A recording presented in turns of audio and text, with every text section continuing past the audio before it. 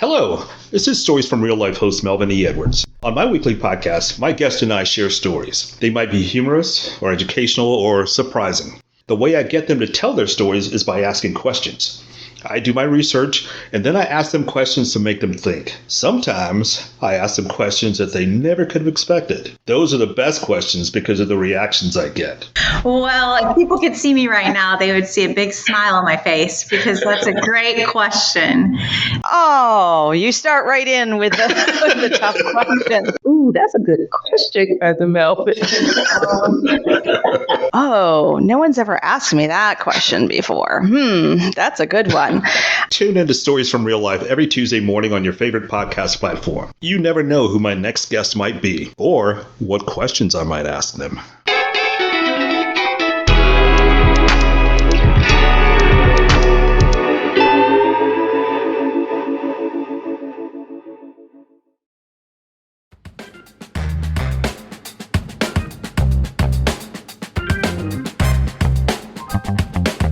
Compelling stories are not hard to find. You just need to know where to look. Join your host, Dr. Eric Shaw, prosecutor Ryan Frank, writer Adrian Bonenberger, and comedian Ryan Connor as they interview ordinary people about their extraordinary experiences. This is Baggage.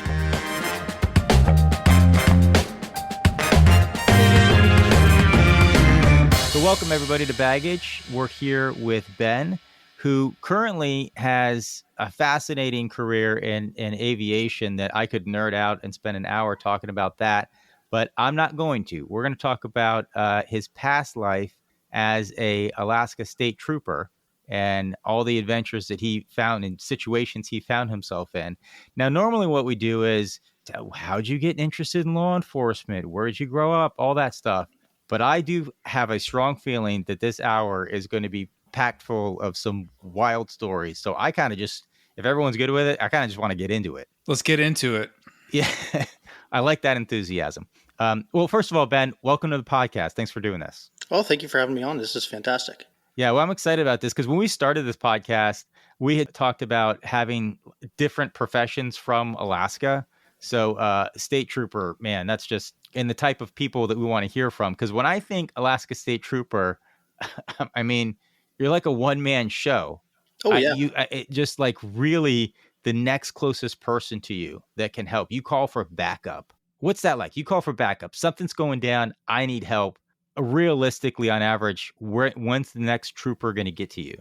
So I think a good way to start that off is to establish for people that may not know. So Alaska does not have any counties. They have boroughs, but they don't have borough police except for one that's in the north. So we had a couple city police departments. There's only a couple in the whole state for like major cities, but outside of that, it's just the state troopers and that's it. No sheriffs or anything like that could normally help you. So I worked in a place called the Matsu Valley, which is a pretty populated area. So I did a lot of rural policing, but also urban policing. And that meant that my backup was sometimes quicker than other places. So for me, I could typically get someone there relatively quicker, a lot slower than maybe someone in the lower 48, but by Alaska State Troopers pretty quick. But then when I went out to Glen Allen, which I went to TDY, which is where you temporarily go work somewhere, I did that a few times. And out there, I mean, it could be, it'd be either 4 hours if someone was to drive or no way, or if that's no way. Yeah, the believe it or not, the quickest way to get back up out there is to so we had these things called village public safety officers, which are people that are they're unarmed, but they have a taser, but they're appointed by the village and through their basically kind of like their leadership, and they're a law enforcement officer. And the best way for us to get back up would be to wake up one of them in the middle of the night. That'd be quicker. And finding one of them in the village. Yeah. That's terrifying. Yep. That's terrifying. Man, where to go from there? All right, let's talk about animals. Yep. How many times did your encounters as a trooper involve just wildlife? I would go with every day. There's a reason. So I actually, it occurred to me when I was setting up for this, I had one of our patches right here, which I'll probably send this back with the mic for whoever wants it. But fantastic. We had a 911 dispatcher and she sent me a patch, which is awesome. Well, this is cooler because it's got a moose and a polar bear on it. See, it's true. It's hard to find. You can't argue with a moose. Yeah. But yeah, there's a reason that those animals are on there. I mean, that's a big part of what we do. So there are basically the equivalent of game wardens. They're wildlife troopers. We have those, but any Alaska State Trooper can do wildlife stuff for enforcement, but also dealing with them like animal related calls. So when I was in the academy, I'll never forget, which normally academy is, it's paramilitary and it's very academic. But one time our corporals, who are the people who are kind of like drill sergeants, basically, they said, "Hey guys, if you guys want to learn how to skin a bear, come down to the classroom at 6 p.m. One of the troopers in town just shot a bear that was in a pre-K or kindergarten or something, and we'll teach you how to skin it." So I got that experience in the academy, which was kind of interesting. And that was like my first. I hadn't even stepped on the streets yet, and already someone had shot a bear, and we got to skin it. But then in the valley, I mean, all the time. Typically in summer, people hit moose with their cars.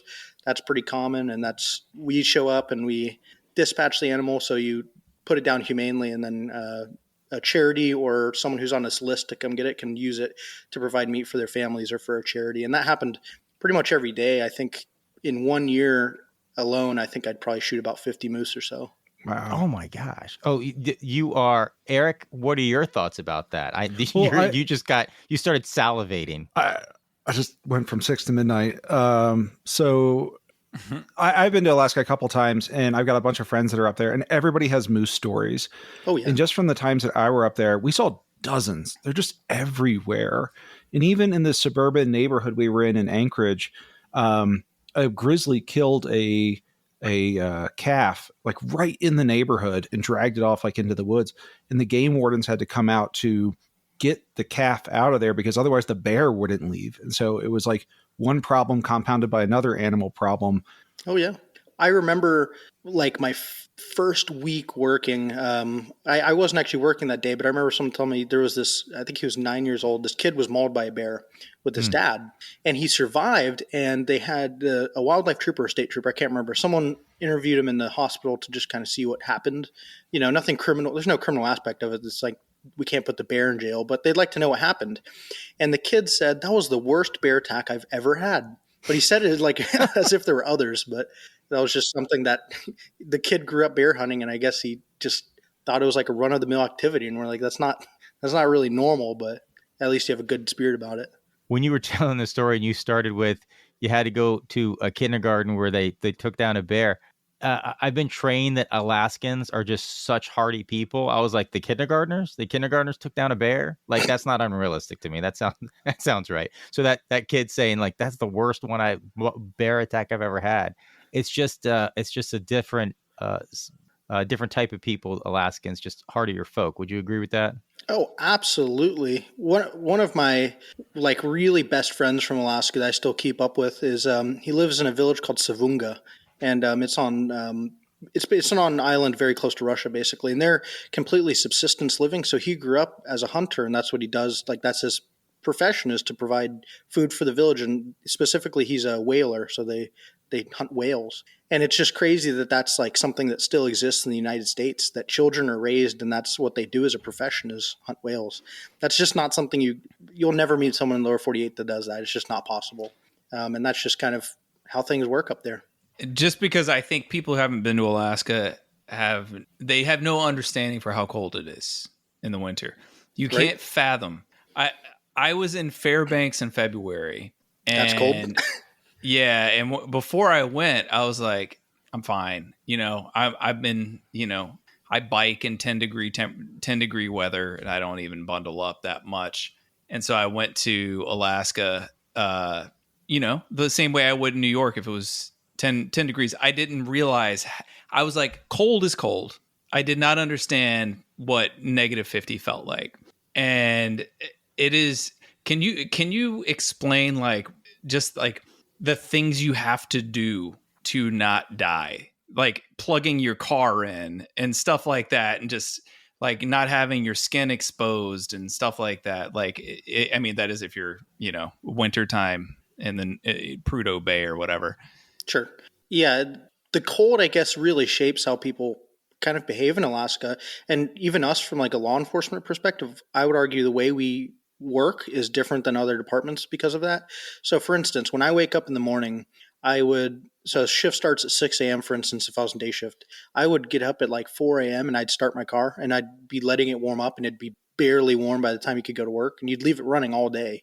In fact, there's a story I remember learning in the academy and in our museum. There's a museum in Anchorage for the Alaska State Troopers, and they were basically saying that with the early automobiles that the first Alaska State Troopers got back in the 1950s, like prior to statehood, when they were still kind of a frontier police, that they would start them for winter and they would never turn them off, and they'd allegedly leave them running all winter because it was not possible to, once they get them out to rural Alaska, there's no place they could warm it up, so they'd have to leave it on. And for us in the modern world, cars start easily, but we still have to be careful when you're out and about. So in the back of my patrol car, I'd put different like survival gear, and you think that you would, as a patrol police officer, you think you would never have to use something like that, but it's certainly happened before. The state of Alaska as a state and as a wilderness is always trying to kill you. And you got to work around that. That's for sure. So dressing warm, dressing in layers, making sure that you have some form of way to start a fire. And we're also probably, I think, the only police academy in the United States that trains you for that. And they stick us out on an island and make you survive. So it's pretty cool. Tell us about that. What do you mean stick you on an island and try to survive? Because I've had a lot of different jobs, a lot of on the job training stuff. That's new. Yeah. So when you finish the academy in Alaska, there will be a couple police departments from different cities that go with you. When graduation day comes, they go back to their police department and start. The state, however, for state troopers has a slightly different program. You graduate and then you spend 2 weeks getting additional trooper-specific training, and it's just like things specific to the state, but the last kind of week of that is dedicated to survival.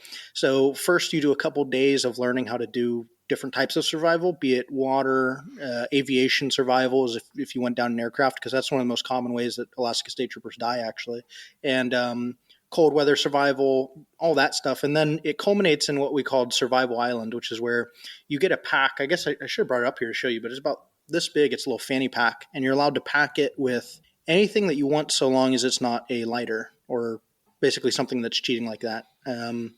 And then you get in a survival suit, which is that big puffy orange suit that they have on ships in case you go in the water.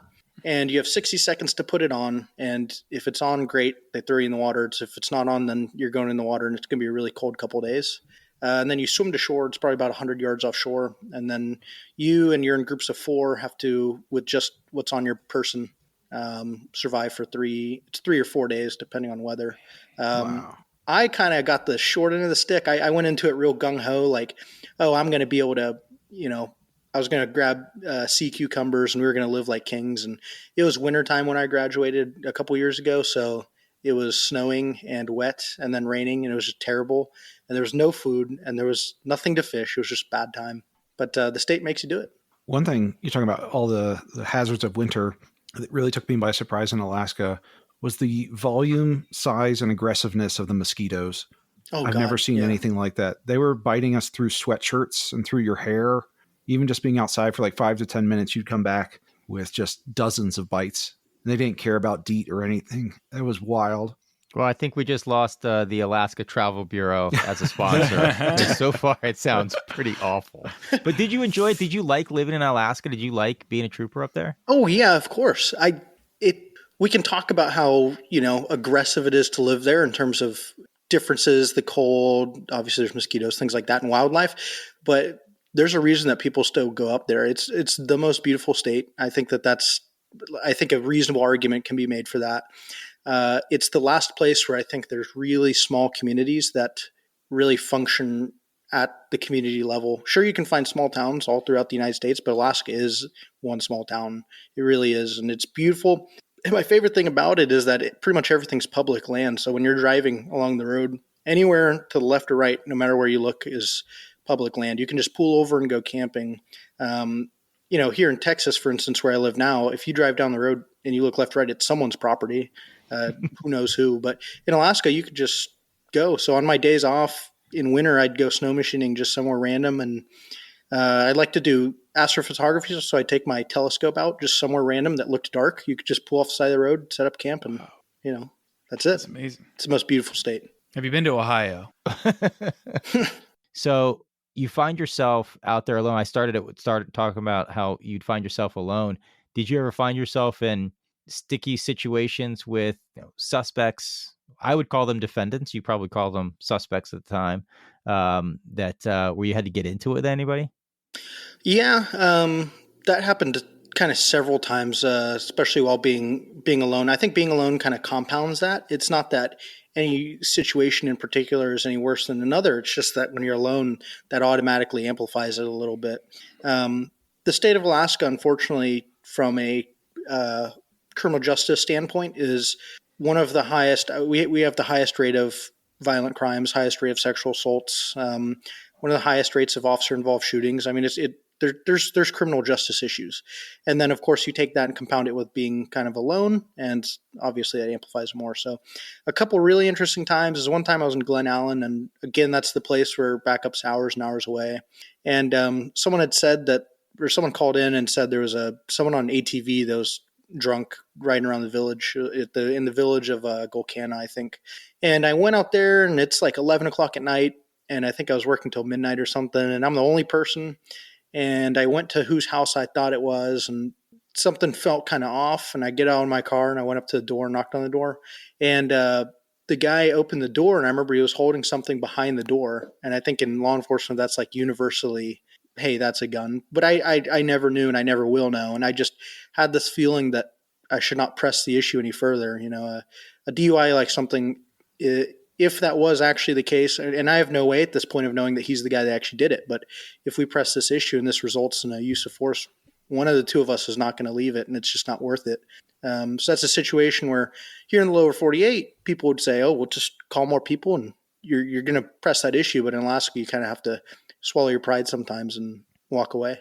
Oh, for sure. You have my mind thinking of, I think of situations where DUI specific, where you do a traffic stop, might have to get hands on, but they've already had backup, so it's not that big a deal. Or just with a regular investigation, you have to get a search warrant for their blood or a search of the car. So you got both the individual that you have to detain, and maybe you need to collect evidence, and you're doing all of those things. There's no backup. Like you have to do all the searches. You have to, and make sure you get it all right too, right? Yeah. There's no one to go behind you and double check. That's got to be a lot to handle all at once. Yeah, and we get a lot of support for that.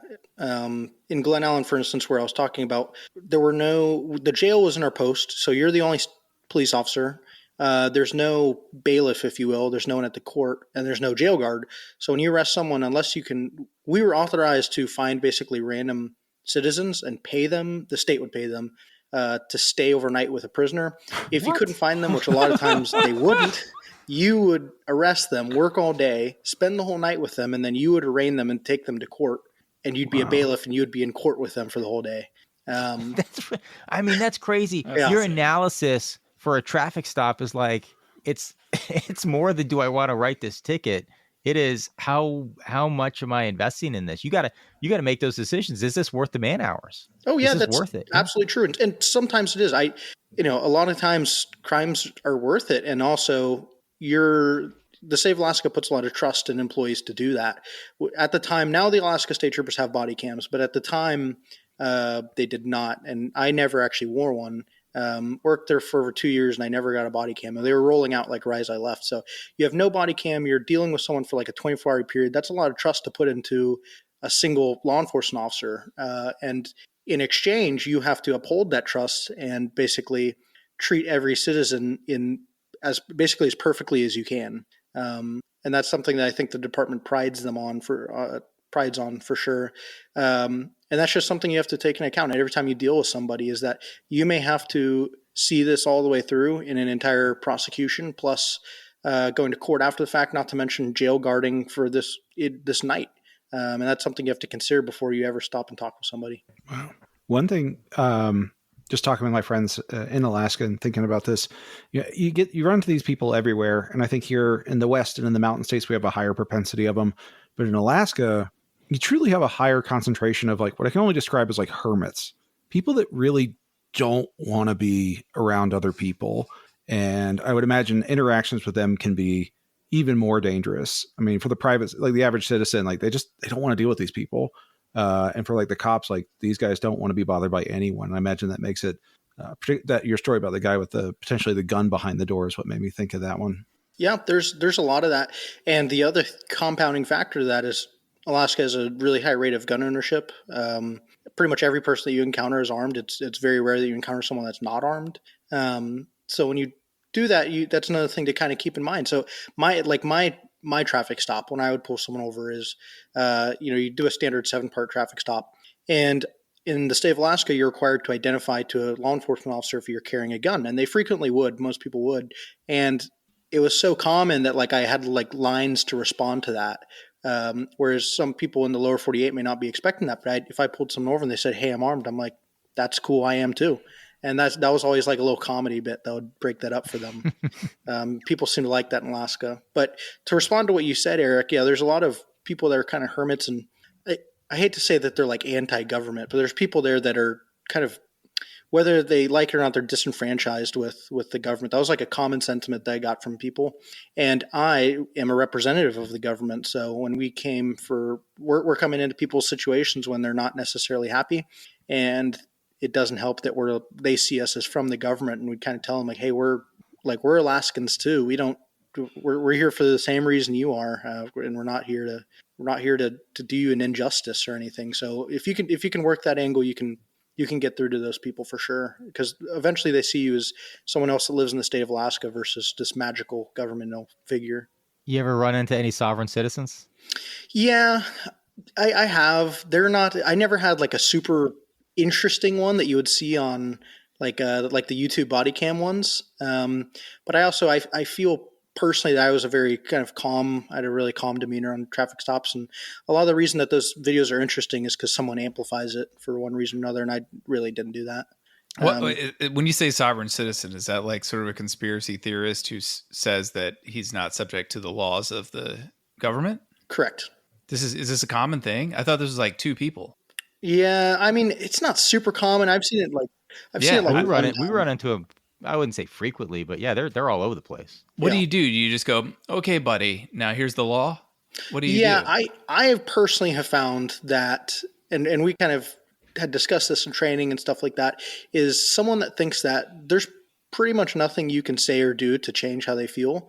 Like you can sit there and cite the law to them all day, and that it's irrelevant to them and it won't change anything. So I personally would give them a lawful command to like, hey, just kind of stay here if it's a traffic stop, for instance. And I'd either write them a citation or give them a warning and then just give it to them and leave. There's no sense in trying to argue with them. And then they can choose to deal with it in court or not. And if they don't, that's up to them. But when you sit there and argue with people, that's how you get yourself into fights. And, no one should be particularly fond of talking themselves into fights. You're not going to win those arguments. You're just trying to get through the scenario as calmly as possible. Yeah, well, you guys remind me on the carry-on episode to this. We'll do a little bit of a deeper dive into sovereign citizens. It's crazier than I realized until I ran into them in the court system. What their belief system is, it's pretty wild. But yeah, well, for another day. You had said that you can get hands-on sometimes, and it can be kind of rough. Did you ever get injured at any point while you were working on the road? Oh yeah, I was injured multiple times. I was injured twice. That I never had an inpatient anything at the hospital, but I did go to the hospital twice for injuries. Fights were like, unfortunately, I personally felt too common. So just to like kind of set that up, because it involves the hospital, most police officers, I'd say in the United States, use of force is pretty rare. I was a police explorer in high school, and I remember doing ride-alongs with our local police department, and they didn't, never did they, while I was riding along, get in a fight or anything like that. And I wasn't really aware. They happened, but it was pretty infrequent. Whereas I felt we did something like that pretty much every day. So my first day as a police officer, like day one, our pretty much first call was to go to the hospital. And I walk into the hospital, and I still don't know how to stand yet. It's my first day wearing a uniform in front of the general public, and you're there with a field training officer. And I go to the hospital, and this guy is in a room, and this nurse was coming in to give him some medicine via a needle. And I guess he had been fighting the nurses, so that's why we were there. And I just see him from like 10 feet away, grab the needles and then throw them like darts at the nurse. So I walked forward, and he was wearing a winter jacket, and I grabbed him by the winter jacket and like pushed forward and kind of dropped him on the ground. And then, we restrained him and everything. And that was that was a day one fight. And I remember my FTO didn't step in at all. And he's like, you clearly got it. And I guess hopefully you'll do well at this. Cause most people hesitate. That was day one, but that happened at the hospital. And then we're going back to the reasons I went to the hospital. So the first reason I went to the hospital was actually during a shooting. And it was the first time I discharged my weapon. And we were arresting this guy for attempted murder. And he had hit someone over the head with a 2x4 or something like that. And long story short, without going into too much detail, he had 6 pit bulls, and I got bit by a couple of them, and it tore up both my arms pretty good. So I had to go to the hospital that day. Then the second reason was a little bit more dumb, I think. Some guy was running from Anchorage police, and he went north. And we had this saying in Alaska that like the biggest mistake you can make if you run from the cops is to go north. That was a big mistake out of Anchorage, because Anchorage PD has a little bit more restrictive pursuit policy. They wouldn't really do pit maneuvers, and they wouldn't even pursue you. They've mostly have no pursuit policy. But if you go north and you come towards us, like all bets are off. So his first mistake was coming north. So we go and chase him, and he drove through a field, and he went through some mud, and I didn't want to go through it in my Ford Explorer because it's not the best through mud, and it was like a truck or something. So I go around this field, and I see the car, and it's on fire. It's like this huge fireball. And I'm like, well, that's not good. I don't yet know what happened, but there's a person inside of a car that's on fire, regardless of the fact that he's running from us. Like that's still someone's life. So I went up to the car, and it was super tinted, and there was a lot of smoke in it. And I remember thinking, I got to break the window. And so I hit the window with my baton, and it shattered, but that introduced a lot of oxygen to the fire, and it expanded, and it threw glass, and it slid open my finger pretty good. Unfortunately, because of manpower concerns, this guy, he was not in the car. He had run away before it burned or something. So he went off into the woods, and there was not a lot of manpower to kind of track him. And I was there with another trooper, and basically someone had said, hey, you go so you can get your hand wrapped up and go to the hospital or whatever. So I wrapped it in an Israeli bandage real quick and tightened it. And I was like, I can't leave this guy. I'm not going to just leave you alone in the woods while there's someone running around. We don't even know how many people it is. So I stayed with him for 3 or 4 hours or something. And it was still bleeding at the end of the 3 or 4 hours. I don't know why it bled for so long, but then I went to an ambulance and got it patched up and went to the hospital. Did you guys ultimately catch that guy? Yeah, I didn't leave until we caught the guy. We found him he was in a house. So he had crashed the car out or burned or whatever, kind of close to where he lived, I guess. So he had gotten back to a house of, I can't remember if it was someone he knew or if it was a family member, but in a roundabout way, it was someone he knew. And it was an older lady, and she told him he could hide upstairs. Well, when we came and knocked on the door, because a canine had led us there, I think, the girl said, oh, no one's here. And then as she was saying loudly, like intentionally loudly, she said, no one's here, she said, and pointed like that. And we're like, oh, okay. And we started walking. For the listeners, pointing up while she's saying, there's no one here. Yeah. She was pointing back towards her staircase. And we went inside, and we were actively saying, oh, well, I guess we'll let you live, and just call us if you see anything. And as we're doing that, we're using that kind of sound to like cover walking upstairs. And he was hiding in a closet or something, pulled him out and took him to jail. Did you grow up in Alaska and like you kind of knew this is what you were getting into if you were, state police, or did you grow up in another state where it was? So I actually grew up in Texas, and I was trying to move. So there were 2 things that happened. I was trying to move for a long time to Alaska. I kept trying to find a summer job. I wanted like a flying job in Alaska, and I was looking for that for quite some time. And then this was a really logical solution. I also really wanted to be a police officer, and I also grew up watching the TV show. So it seemed like a kind of a win-win. So I put an application in, and my year that I was hired for the position that I took, I remember there were 2,000 applicants that year for what ended up being total of 20 people selected. And then that actually finished field training. I remember in the Matsu Valley, it was me and one other person that actually passed out of that. Wow. So I thought the odds were stacked against me, but I really wanted to go to Alaska. So I applied anyways. And if you put the work in, you'll get there. That's good to hear, but surprising that at least when you were applying, it was a very sought after job. Oh yeah. I wonder if it's still like that. Yeah, it is. I mean, most of the people that join are from out of state. In my academy class, for instance, of that 20 something people that were state trooper recruits, I think like maybe 2 were from Alaska. A Wow. really large amount come from other states.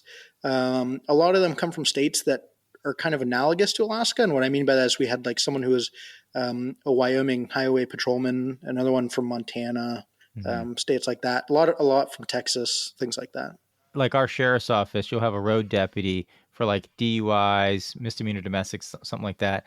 But did you respond to violent felonies? Certainly they're emergency situations, but like sexual assault, past sexual assault stuff, would you have to do those investigations too?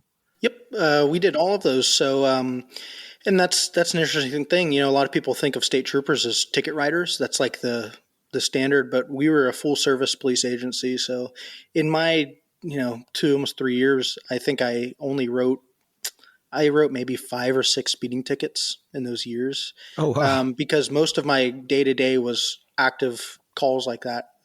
So to give you an example of just like any given day, I typically would respond to maybe about 30 calls per day, which is per 12 hours. So it's very active.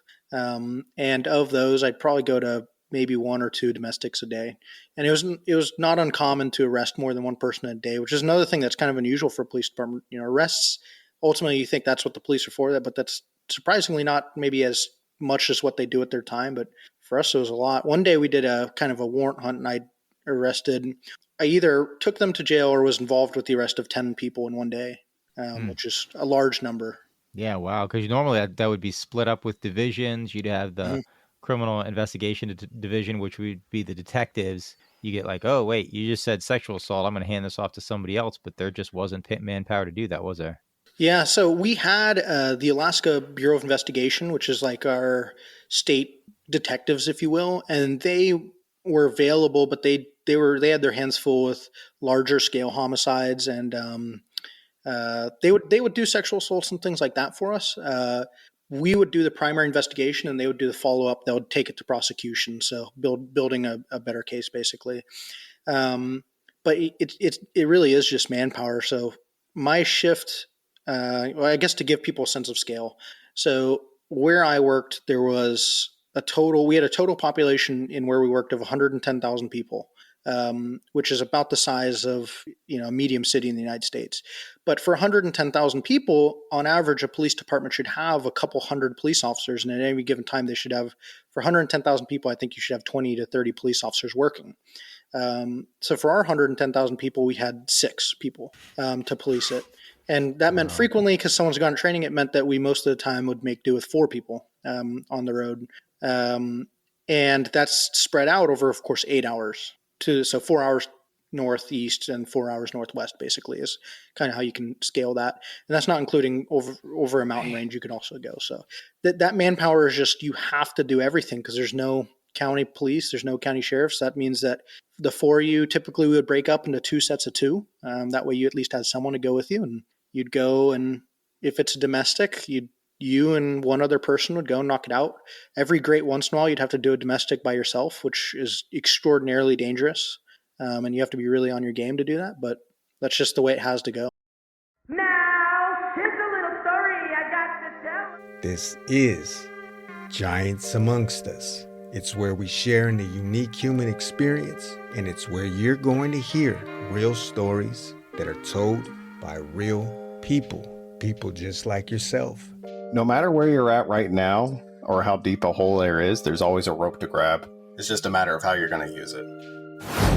And the feeling I got after I would write an incident that happened growing up, it was like the world was lifted off my shoulders, and I became addicted to that feeling. The Jesuits will tell you, give me the boy from 1 to 7 and I'll show you the man. Well, the 1 to 7 for me was chaos, that ended with the death of my very dear brother. Self-discovery isn't a destination, but a journey. And remember, there's a giant within us all. You can find us at giantsamongustus.org, and the show is also available on any one of your favorite streaming platforms. Peace. You hear stories about search and rescue. Were state troopers involved in search and rescue operations as well? Yeah, so we were the primary agency that would do search and rescues, and we had really? So we were really kind of a jack of all trades because there's also no constable. So we did civil. We did all civil calls, all criminal calls, all highway enforcement, all DUIs, all detective work. Our agency is also responsible for arson. We do bailiffs, so we provide the people that work in courts, and we do search and rescues. It's really a full service agency if there's ever been one. There was a thing called the Alaska. It was the Rescue Coordination Center, RCC, and it's basically a group that was in Elmensdorf Air Force Base. And what you could do is you could call them and say, "Hey, I'm Trooper Garcia with the State Troopers.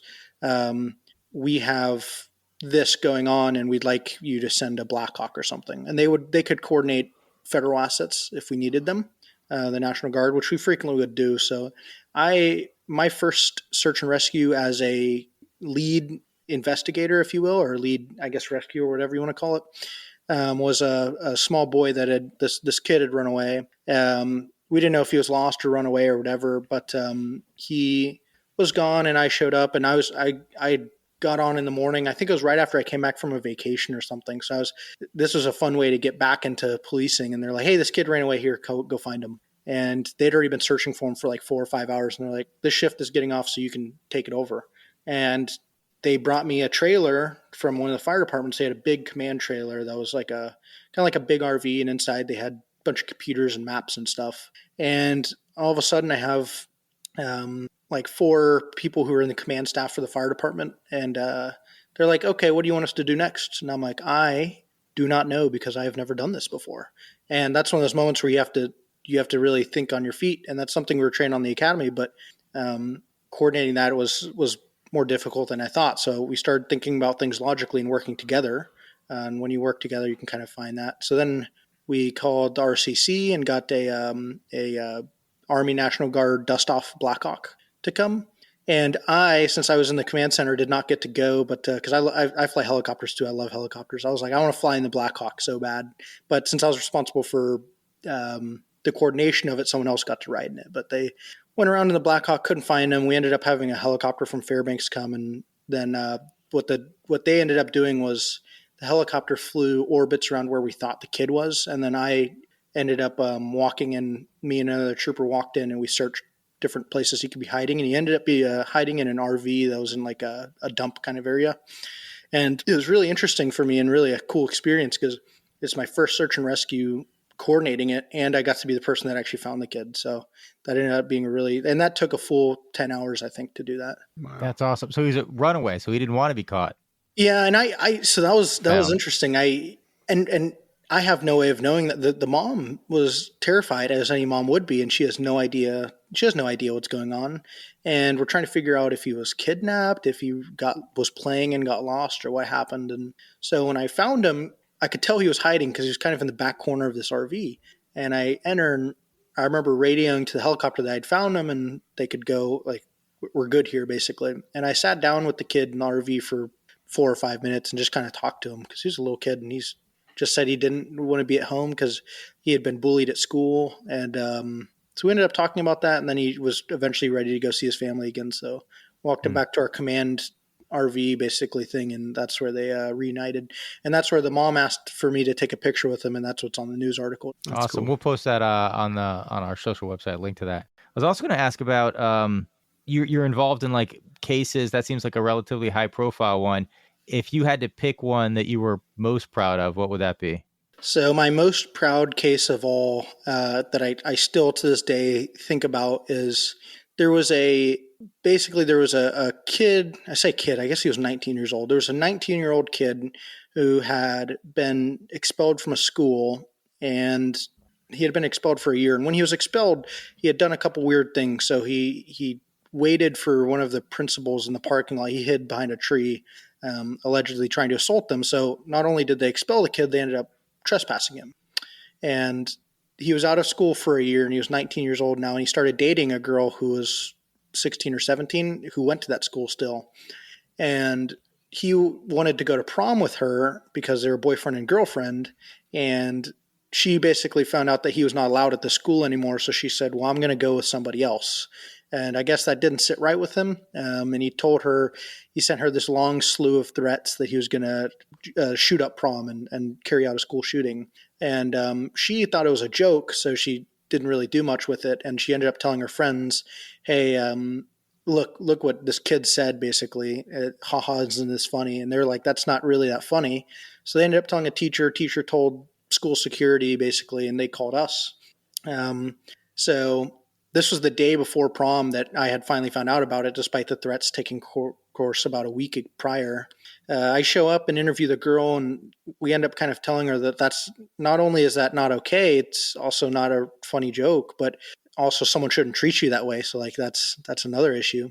We ended up gathering evidence, and the more that we started to learn about it, the more that we realized he may have actually wanted to follow through with this, and it wasn't just a blanket threat.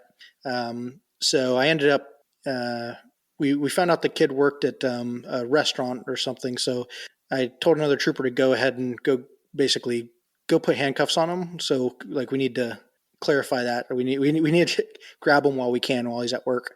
So they put him in handcuffs, and I ended up interrogating him at the jail, and he said that he was upset that she wanted to go to prom with someone else, and he kept saying it was a joke. And then I think the moment that it hit for me that this was not necessarily a joke was when I asked him, "Hey, how would you do this?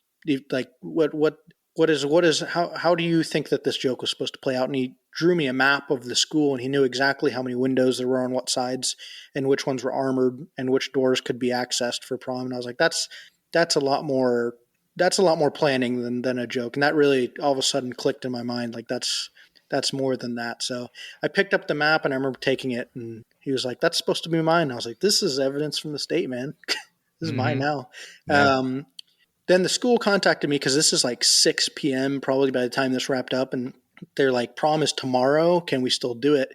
And I was like, "Yeah, he's going to be in jail for until Monday, at least, when we can see a judge." And they were like, "Well, we would feel better if you could come to prom too." And like, we had police there. So and you said, I have to be the jailer too, so I'm stuck here until Monday. I can't go. This right? this was in the Matsu Valley, so this is more populated, and they have an actual jail. Good. So he's in there.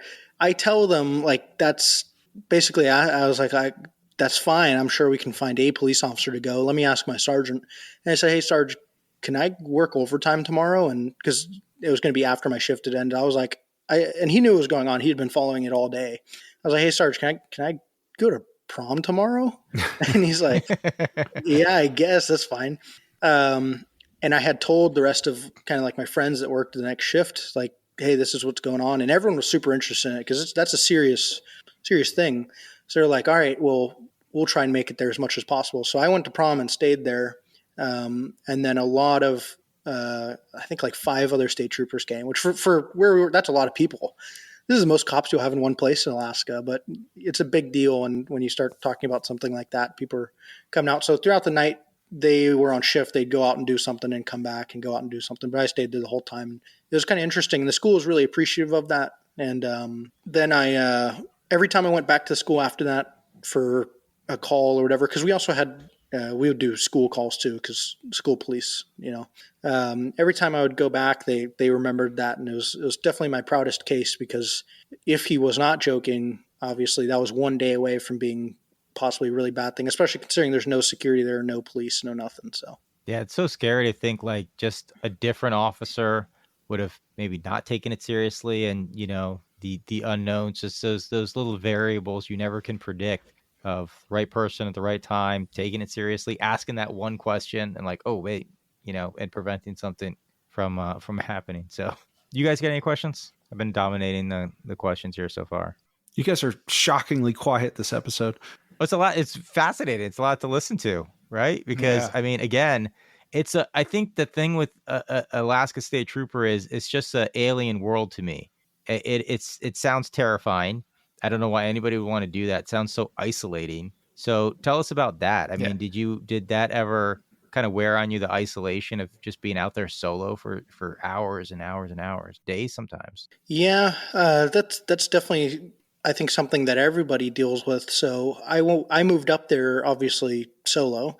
And since I was from Texas, I have no family there, no nothing. And it's also kind of hard to make friends, if you will, as a police officer. That's kind of hard wherever you go.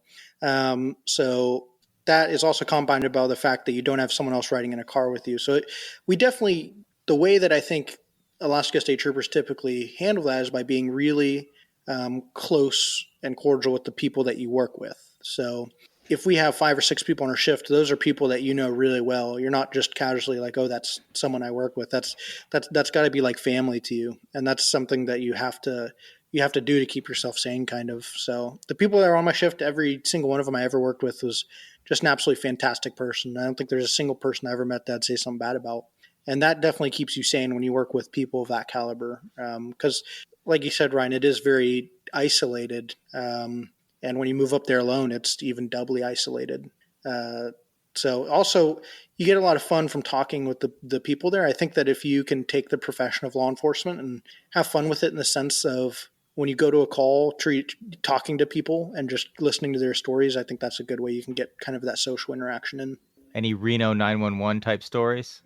I have never seen Reno 911 before. What? So you'll have to elaborate a little bit. Okay.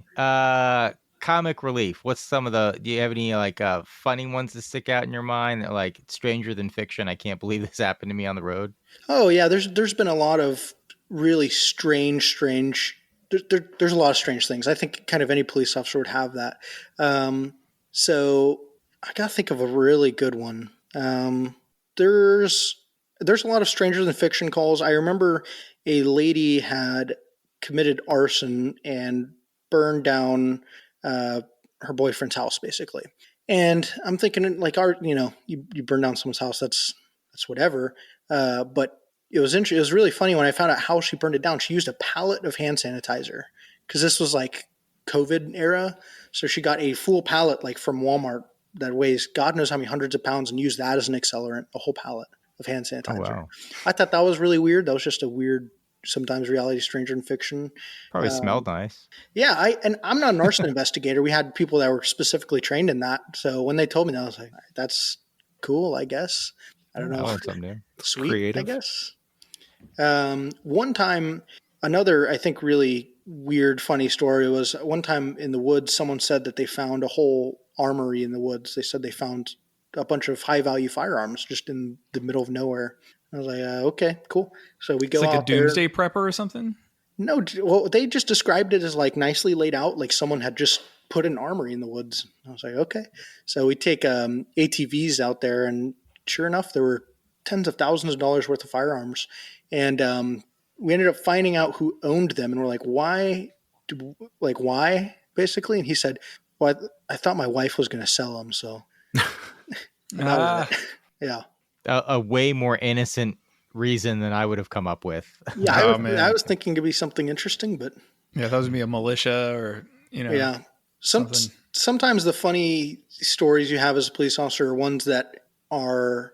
I think we tend to take things that are weird and think that they're funny. So like some of the ones that I thought were funny were one time this lady had gotten in trouble because she was trespassed from a gas station, and she went back to the gas station and she poured herself a big slushie and then poured it out on the ground and then stepped on it and like did circles while spinning on it. And they're like, all right, well, you got to get out. So they called us because, she's already trespassed. So they want us to take her to jail. And I'm like, I'll go try and find her. And they describe her as wearing some amount of clothing. I don't remember what. And I remember driving kind of close to there, and I look over and it's summer and there's a lady walking barefoot, and on the sidewalk is like wet footprints as if someone had walked in a slushie. And I was like, well, that's probably her. I think it's reasonable I go talk to this person. And I go and I talk to her, and she spins around and she looks at me, and she's wearing used hypodermic needles like Wolverine, and has rings that are affixing them to her hand. And she's like, oh, hey, what do you want? And I'm like, I want you to stay about that far away. Just don't come any closer. Right. I don't want to shake your hand. And I'm like, hey, what's your name? And she gives me her name, and she has warrant. I'm like, I got to take you to jail. And she's like, oh, that's fine. And just turns around. She's like, that's cool. So I'm like, all right, can you take those? If there's one person you think you're going to get hands on with, it's probably Wolverine Needle Lady. Yeah, right? I thought, and that's the thing, is something like that's weird. You think is funny. So I end up, I put handcuffs on her, take her needles off, and then she has this huge purse full of stuff, and she's doing fine. She's completely happy, and she's like, I understand. I gotta go to jail. And there was this little kind of gum wrapper, nondescript trash basically, and it blew away. And she went ballistic. She's like, "That's super important. You got to get that." It was just like a little piece of paper or something. So I picked it up and got it for her, and then she went right back to being calm. And I was, "What just happened? Why? Whatever. That's cool." Well, I was going to say this. Okay, so you're saying at any given time there's 4 of you on duty, right? Yeah, there could be 6, but I think a lot of times it'd be like 4. 4 to 6. Probably fewer than most neighborhoods have in a city. Right? Yep. How far are you, sometimes like how far are you driving from where you are to where a call is, like before you even see anything? And before you see humans, you know what I mean? Sometimes are you driving for literally like 4 hours with no humans and you're on your way to something that's important? Yeah.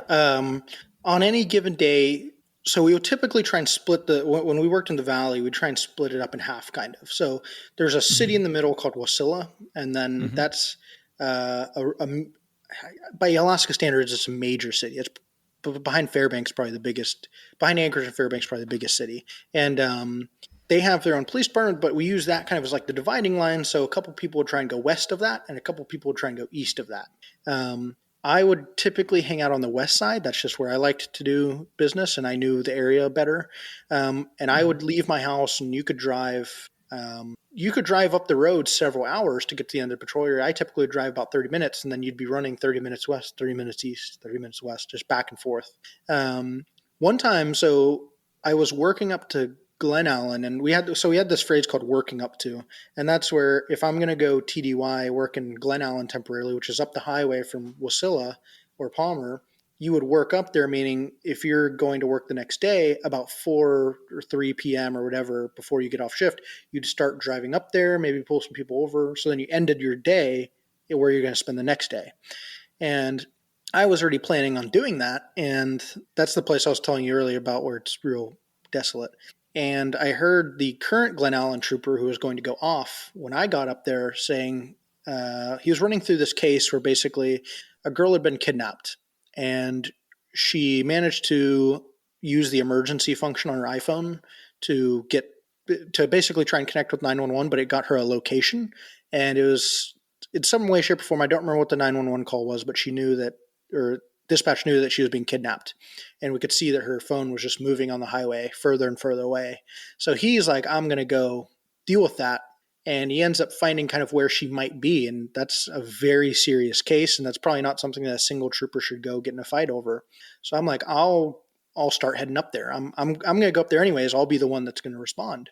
But I knew, hey, that's a long ways. I got gas up my car. So I filled up my Ford Explorer to topped it off at the gas station at her post, and then started driving up the highway to get up there. And I'll never forget, I was driving fast because that's an important situation. And when you drive fast, you consume more fuel. And I remember pulling in the house where he was going to make contact. And it took, I don't remember how long the drive was, but it was quick for that drive. And I remember getting there with 25 miles to empty and the gas light on, burned a whole tank just to get to one call. Wow. That was a long ways. Hopefully it doesn't turn into a pursuit, right? Oh yeah. Then I'd be, yeah.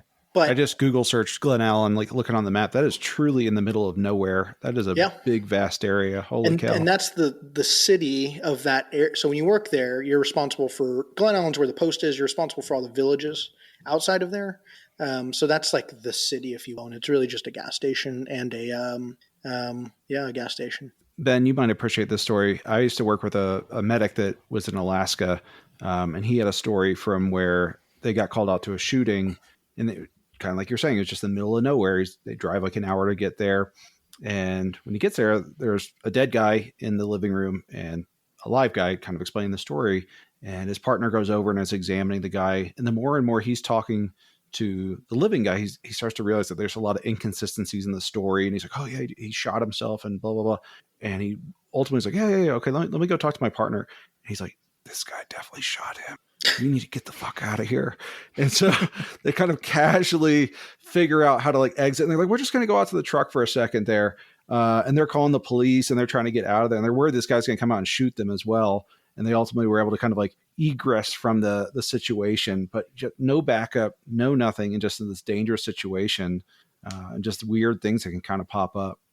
Yeah, that's very true, and it happens all too often. I don't know why your story reminded me, but it reminded me of a topic called priming, which is where before you as EMS, but basically before you as a first responder, before you go to something, you're primed by a call. So you're programmed to think something. Maybe if they say, "Hey, you're going to a house where one person shot and one's not," you're instantly going to start to make assumptions in your mind, and that can be good or bad. And it can help you or not help you.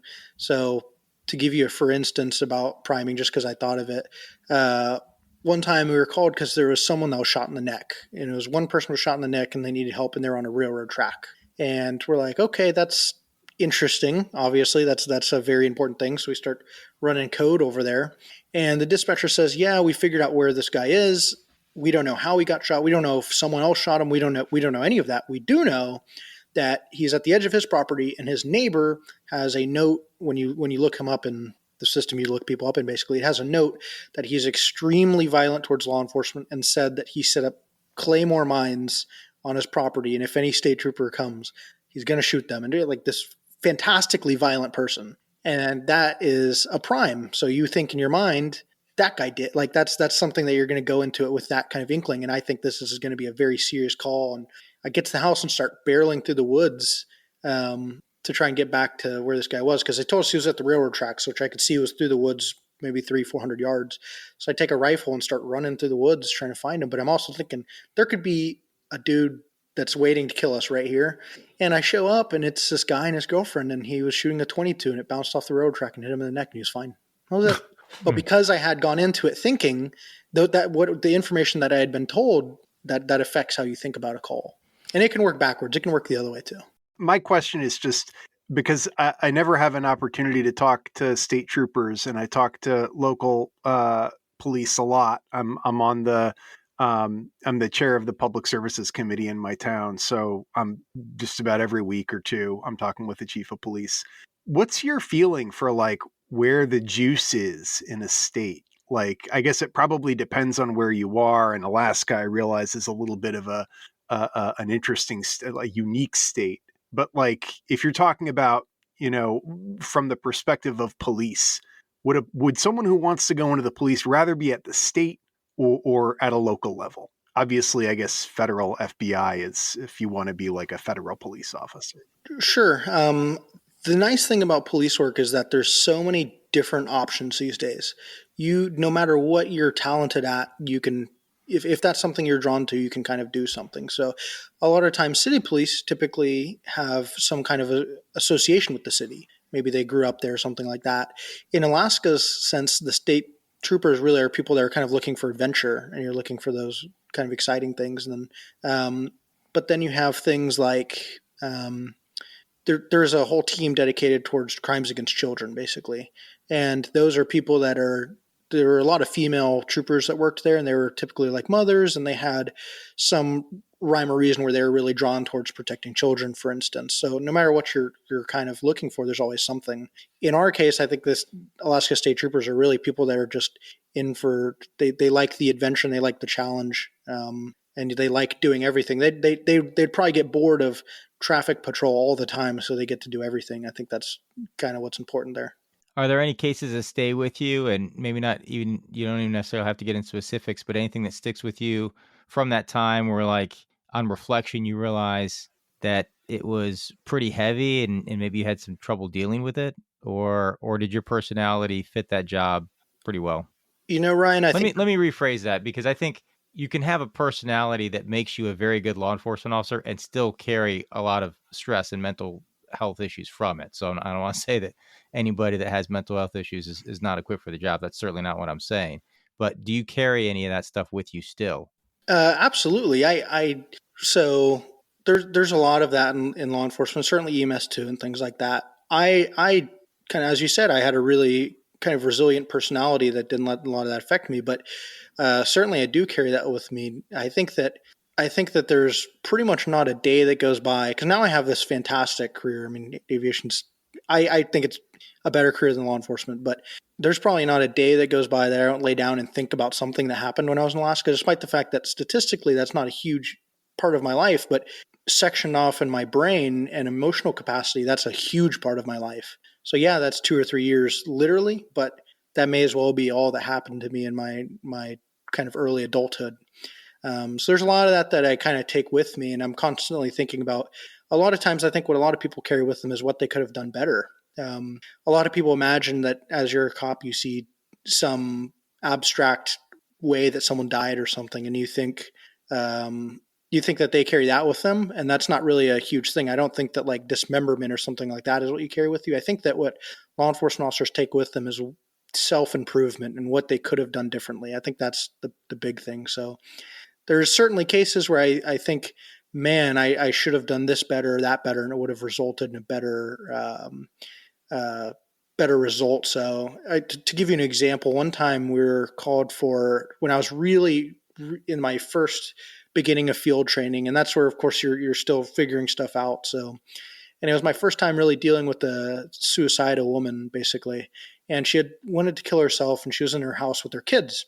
And we show up, and the kid opened the door, and I remember going back, and we basically determined we're going to put her under a tidal hold, which is the state of Alaska. You can take someone to the hospital against their will if they're going to hurt themselves, basically. And we already determined we're going to do that. So I went into it thinking, okay, I'm going to take her to the hospital, and that's going to be that. And so I went there and tried to take her to the hospital. And when she refused, we ended up like pulling her out of bed basically and taking her to the hospital, and because she had a knife or something like that. And I remember after that, one of the field training officers was like, hey, that's technically fine and by the book, but realistically, you can talk to her for a little bit longer and try and elicit that cooperation. And at first I was like, that makes sense. And then I realized that was someone going through a terrible time in their life. And I just went in there and amplified that a little bit. And every day I wish I could have been, not that I wasn't compassionate, but I wish I could have been more compassionate and taken a little bit more time to talk. And it may have resulted in the same end. It may have resulted to the same end, but that's something that I wish I could have improved. And I think most state troopers, when they deal with calls, they think what they can improve. Probably across law enforcement, yeah. We've had a recurring theme on the show, and you kind of hit on this, of just even when people have just a few years in some of these kind of like high stress, crazy jobs, how much that defines them later in life, and how much, no matter what career or how much they get away from it, they still fall back on those like couple of years as like really defining them as a person. I just really find that fascinating. Yeah, it certainly is. I think that, and that's a kind of an interesting thing about it. I think the fact is, whenever you are so busy day to day, so if we had 12-hour shifts, and if I did 30 calls, and that every single one of those calls is somebody's worst, like somebody's pretty much having the worst time of their life, and you're there to be a part of that situation, 30 times a day times 4 days a week. And I think that eventually that starts to run together in the fact that if you asked me what I did on any given day, I wouldn't remember half of it. But eventually, randomly later on, years after the fact, you think of these situations, and random ones you'll be like, oh, I forgot about that. Those start to pop up, and then that you realize that that's a larger part of your memory than you thought you had dedicated to it. Well, Ben, we can't thank you enough for being here, doing this, and representing not just Alaska State Troopers, but law enforcement, because you're the first law enforcement officer we've had. This show certainly is going to feature first responders pretty frequently, but you are the first law enforcement officer we've had, and you've represented them very well. So thank you for your service in Alaska. I'm sure the people that you helped thank you as well, and thanks for coming on the show. Yeah, thank you so much, guys. That was fantastic. I wish I could think of more stories off the top, but there's so much, and I would encourage anyone that's interested in that to look at that as a career. Before we go, anybody have anything to plug? Adrian, Ryan? Yeah, same old stuff. Just book and special on my website, ryanconnorcomedy.com. Excellent. Oh, also Connor v. Cobb. Connor v. Cobb, the podcast. Yeah, I just listened to the last one. It's very funny. Thank you. All right. Well, thanks, everybody, and we'll see you next time.